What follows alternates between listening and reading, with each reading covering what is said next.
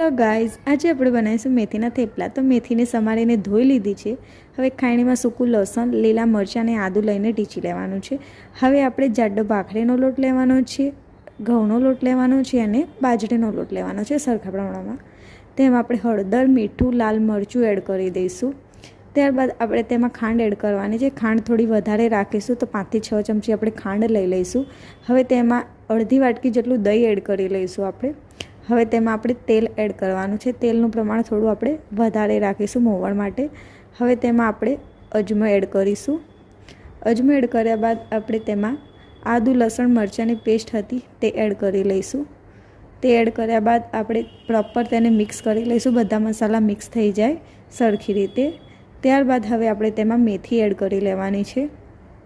બધી જ મેથી એડ કરીને હવે લોટ અને મેથી મિક્સ થઈ જાય એ રીતે આપણે તેને મિક્સ કરી લેવાનું છે। તો મિક્સ થઈ ગયા બાદ આપણે થોડું થોડું પાણી લઈને આપણે તેને લોટ બાંધવાનો છે। હવે લોટ થોડો આ રીતે થાય એમાં તલ એડ કરીશું 1 ચમચી અને લોટ બાંધી લઈશું।